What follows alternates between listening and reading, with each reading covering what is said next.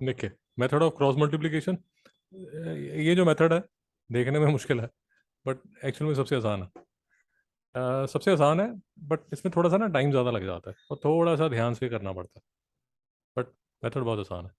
तो पहली बात तो ये है, आप अगर इसको ध्यान से पढ़ेंगे, when the given simultaneous solution are expressed as this, तो कहने का मतलब जो फॉर्मेट है वो हमें इस फॉर्मेट में चाहिए। फॉर्मेट का मतलब ये हुआ कि अगर इक्वेशन आपको जो यूजुअली दी जाती है वो ऐसे करके दी जाती है, और दूसरी इक्वेशन लेट अस अज्यूम ऐसे करके है, ये दो इक्वेशंस को आपने सॉल्व करना है एक्स और वाई के लिए। तो याद रखिए, method of cross multiplication use करने के लिए एक स्टैंडर्ड फॉर्मेट है जिसमें ये इक्वेशन लिखी जाती है। वो फॉर्मेट क्या है? 4x + 3y -2 is equal to 0, 3x - 2y - 5 is equal to 0। मेरी बात नहीं समझ आई? यही फॉर्मेट में आपको लिखना पड़ेगा, यही यहाँ पर लिखा हुआ है। When the given simultaneous solutions equations are expressed as this, अगर आप देखेंगे A1 B1 C1, A2 B2 C2। नहीं समझ में आया?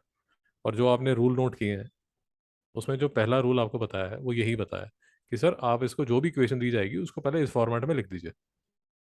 फिर वो बोल रहा है कि यार ऐसा करना कि जो एक्स वाई और कांस्टेंट टर्म, एक्स वाई और कांस्टेंट टर्म मतलब ये एक्स वाई और कांस्टेंट टर्म, एक्स वाई और कांस्टेंट टर्म, उनको किस फॉर्मेट में लिखना है जरा ध्यान से देखिए। B1 C1 A1 B1 B2 C2 A2 B2, इसका मतलब क्या हुआ? इसका मतलब ये हुआ, मैं कंपेयर करके आपको बताता हूँ। देखिए, इसका मतलब ये हुआ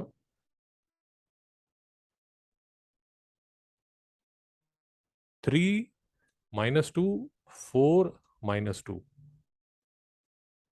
कौन सा 3? ये -2 4 - 2। कोई बात समझ आ रही है?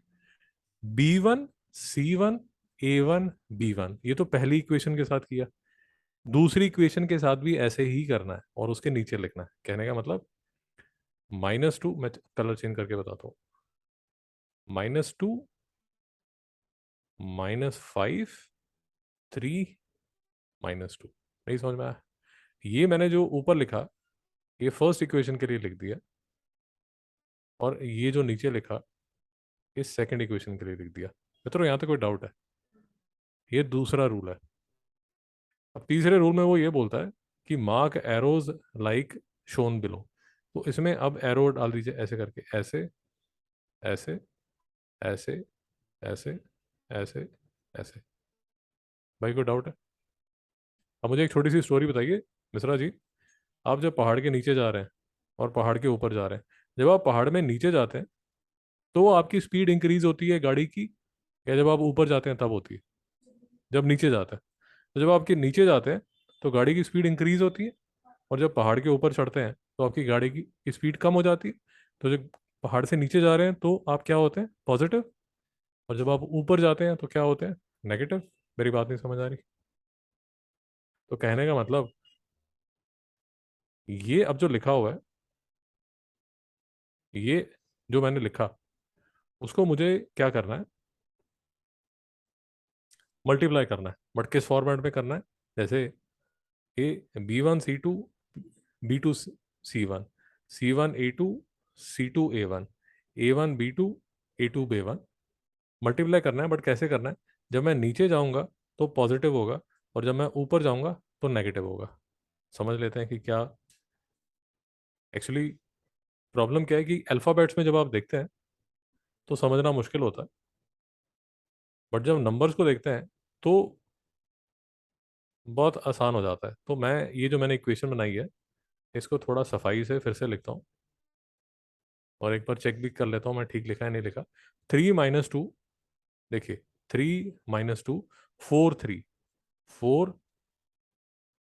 3 ये देखिए ये गलत लिखा है यहाँ पर, 4 3। नीचे क्या लिखूंगा? -2 - 5, -2 - 5 3 - 2 अब मैंने ठीक लिखा है। यहाँ तक समझ आ गया? भाई शांति है? डाउट है? मैं अभी ये बताता हूँ आपको क्यों किया। यहाँ तक कोई डाउट तो नहीं है ना? मेथोडोलॉजी में तो कोई डाउट नहीं है, क्यों किया वो समझ आ जाएगा। ठीक है ना? फिर आपने ऐसे एरोज लगाए, ऐसे आपने एरोज लगा दिए, फिर आपने ऐसे एरोज लगा दिए, यहाँ तक भी ठीक है। अब आपने क्या करना है, x upon is equal to y upon is equal to 1 upon, यहाँ तक समझ आ गया? X upon is equal to y upon is equal to 1 upon. अब मेरी सजेशन मानेंगे तो आप यहाँ डायरेक्टली कर सकते हैं। सो जब नीचे जाऊंगा तो पॉजिटिव रहेगा, पॉजिटिव रहेगा मतलब साइन चेंज नहीं होगा। तो 3 × -5 करूंगा तो सेम ही रहेगा। कहने का मतलब क्या हुआ, -15। बट जब मैं ऊपर जाऊंगा -2 × -2, तो मुझे क्या करना पड़ेगा, नेगेटिव। अब -2 × -2 +4 होता है, और +4 का मुझे क्या करना पड़ेगा, नेगेटिव। नहीं समझ में आया? बट अभी भी अगर हम फंसे हुए हैं कि -2 और -2 तो सर -4 होता है, फिर भाई बहुत मुश्किल है।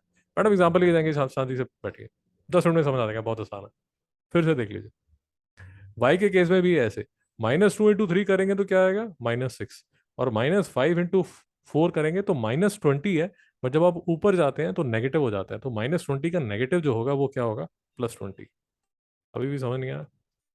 तो तीसरा एग्जांपल ले लीजिए, 4 × -2। अरे सुन लीजिए, समझ आएगा क्यों तड़प रहे हैं। 4 × -2 करेंगे तो जो साइन है वही रहेगा, तो उसको बोला जाता है कि वो पॉजिटिव है, मतलब वो सेम ही रहेगा। तो 4 × -2, नीचे जब जाएंगे तो वो क्या हो जाएगा, -8। और 3 × -2, अब आप ऊपर जा रहे हैं, जब आप ऊपर जाएंगे तो साइन चेंज होगा, नेगेटिव होगा। तो 3 × -2 क्या होता है, -6। बट -6 का जो नेगेटिव होता है वो क्या होता है, +6। अब पूछिए, समझ आ गया? यहां तक शांति? अब क्या करेंगे, धीरे धीरे सिमाओ जी के आंसर की तरफ, क्वेश्चन की तरफ बढ़ते जा रहे हैं। तो x/-19 is equal to y/14 is equal to 1/-2। यहाँ तक समझ आ गया? सॉल्व कर लिया? मैडम आप चेयर आगे कर सकते हैं। हाँ पता है मुझे, मिश्रा जी आप चेयर आगे कर लीजिए, श्रेया जी आप भी आगे कर लीजिए। आपके तो वैसे भी स्पेक्स लगने वाले हैं, और आगे कर लीजिए, मैडम को और आगे कर आने दीजिए। अभी दिख रहा है पक्का? ओके। तो x जो है वो किसके इक्वल हो जाएगा, -19/-2। और y जो है वो किसके इक्वल हो जाएगा, क्यों? क्योंकि ये -19 यहाँ पर एक बार आके यहाँ इसके सर पे जाके बैठ जाएगा, और ये वाला जो 14 है वो फिर से इसके सर पे बैठ जाएगा। अभी भी समझ नहीं आया? तो x का जो आंसर है वो क्या हो जाएगा, 19/2। और y का जो आंसर है वो किसके इक्वल हो जाएगा, -7 के। कुछ समझ नहीं आ रहा? ठीक है, एक एक जो और एग्जाम्पल ले लीजिए। एग्जाम्पल बहुत है, एग्जाम्पल की चिंता मत कीजिए। अनसॉल्व एग्जाम्पल कर लेते हैं तो आपको और भी अच्छा लगेगा। चलिए ये क्वेश्चन कर लेते हैं, क्वेश्चन नंबर 2। ठीक है, तो पहले तो मुझे इसको ठीक फॉर्मेट में रखना होगा। ठीक फॉर्मेट का मतलब ये हुआ कि मुझे इसको लिखना पड़ेगा 3x + 4y - 11 is equal to 0, और 2x + 3y - 8 is equal to 0। ये स्टेप पे तो किसी को डाउट नहीं? ओके। फिर क्या किया जाता है, एक नंबर्स को लिखने का, कोफिशिएंट्स को लिखने का एक स्टाइल है। वो स्टाइल क्या है, 4 - 11, 3 4, 3 - 8 2 3। ये इसी फॉर्मेट में लिखा जाएगा। नहीं समझ में आया मैडम? उसके बाद वो क्रिसमस ट्री की तरह आप अलग अलग एरोज लगाओगे। ये एरो नीचे, ये एरो ऊपर, ये एरो नीचे, ये एरो ऊपर, ये एरो नीचे, ये एरो ऊपर। एरोज लगा लिए। फिर क्या करोगे, ऐसे इस फॉर्मेट में लिखोगे, x is equal to y is equal to 1 upon. ठीक है, तो x के नीचे पहले स्टेप से शुरू होगा, 4 × -8 किया जाएगा, साइन चेंज नहीं होगा, -32। 3 × -11, -33 आंसर है, बट साइन चेंज होगा, -33 का क्या बन जाएगा, +33। y -11 × 2 -22। क्यों? क्योंकि साइन चेंज नहीं हो रहा, पॉजिटिव ही रखा जा रहा है। आप पहाड़ से नीचे आ रहे हैं। -8 × 3 -24। -24 साइन चेंज किया जाएगा, माइनस को क्या बना दिया जाएगा, प्लस। नहीं समझ में आया? 1 3 3 द 9। साइन चेंज नहीं हुआ, अगर आपने देखा 3 3 था 9, साइन चेंज नहीं हुआ, नीचे जाते हो तो पॉजिटिव रहता है, गाड़ी की स्पीड बढ़ती जा रही है। और जब आप ऊपर जाएंगे 2 इंटू 4 करेंगे 8, गाड़ी ऊपर जा रही है, नेगेटिव लिया जाएगा तो 8 का क्या बन जाएगा, -8। फिर दोबारा फिर से लिखा जाएगा, यहाँ लिख देता हूँ, x upon -32 plus 33 1 is equal to y upon -22 plus 24 2 is equal to 1/1। यहाँ तक शांति। अब x को कैसे लिखा जाएगा, यहाँ जो भी होगा वो यहाँ पर आ जाएगा, है ही 1 तो 1 ही रहेगा। नहीं समझ में आया। और y को कैसे लिखा जाएगा,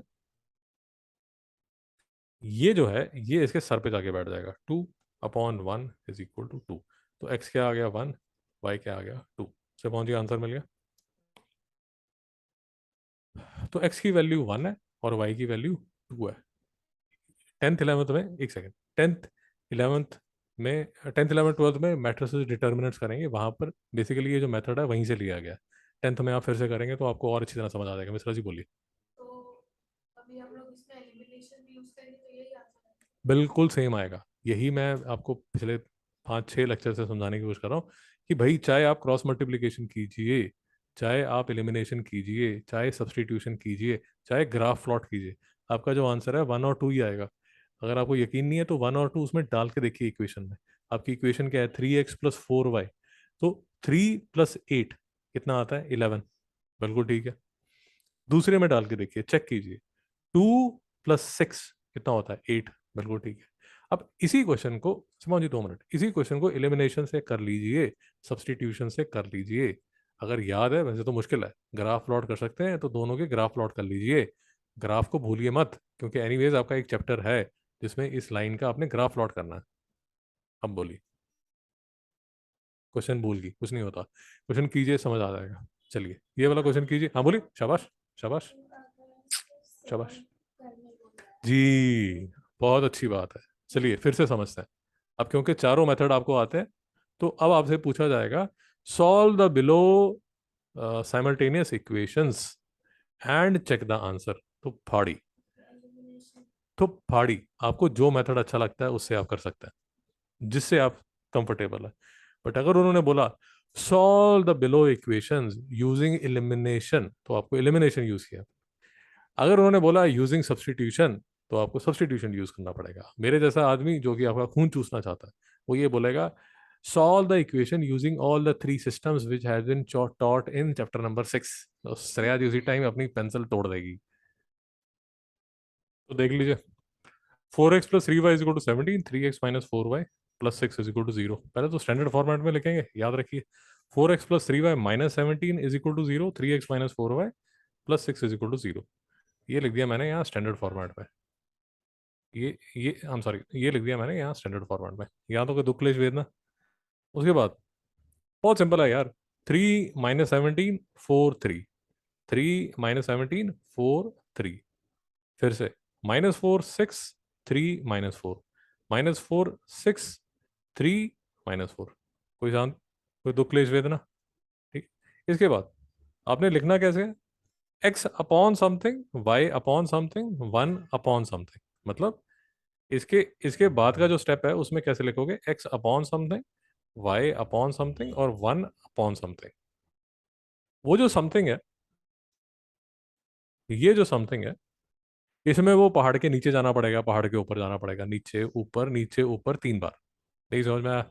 फिर से इंडाइसिस का अभी तक अगर समझ नहीं आया कि minus minus plus plus minus गंतर मंतर अभी भी चल रहा है तो भाई फिर से मैं लेक्चर भेजूंगा इंडाइसिस वाला, वो फिर से देख लेना, और क्या कर सकते हैं, है ना।